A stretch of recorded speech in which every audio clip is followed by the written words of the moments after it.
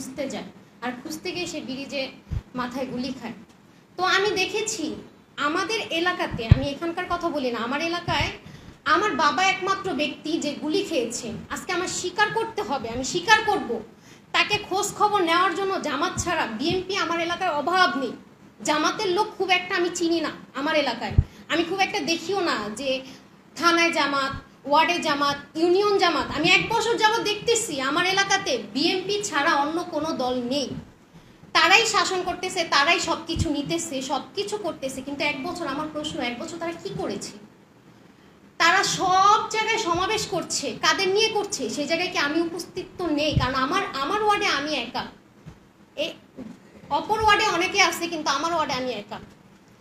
তো এটাই আমার খুব দুঃখ লাগছে যে বিএনপি তো আমাদের কোনো খোঁজ খবর নেয় না। আমরা সকলেই জানি বিএনপির বড় নেতা সালাউদ্দিন সাহেব স্যার বলেছে যে জুলাই সনদটা কোনো একটা দলীয় হতে হবে, কোনো জনগণের না। কিন্তু আমি এটা যারা আপনাদেরকে বোঝাতে চাচ্ছি যে সনদ কেন দলীয় হবে? এটা কি কোনো দল করেছে?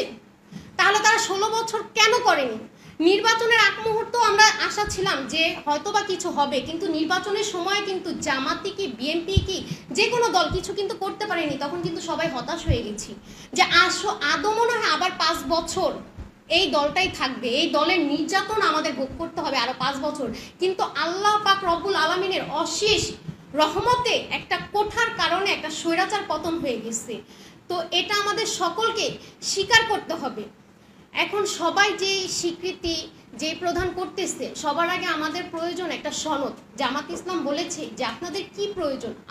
এটা শুনে আমার খুব ভালো লেগেছে। আসলে তারা জানতে চায় আমাদের কি প্রয়োজন। আমাদের টাকা পয়সা কোনো কিছুর প্রয়োজন খুব একটা, হ্যাঁ আছে, সবারই টাকা পয়সার ক্রাইসিস আসে, কিন্তু তার থেকে বড় কথা আমাদের একটা সনদ প্রয়োজন। কারণ আমাদের যদি স্বীকৃতি না থাকে, নেক্সট টাইম আমাদেরকে বলবে জঙ্গলি, জামাতকে বলে রক কাটা, আমাদের বলবে জঙ্গলি, আমাদের বলবে রাষ্ট্রের ক্ষয়ক্ষতি করেছি আমরা, আমাদেরকে বলবে আমরা, এটা কে বলবে?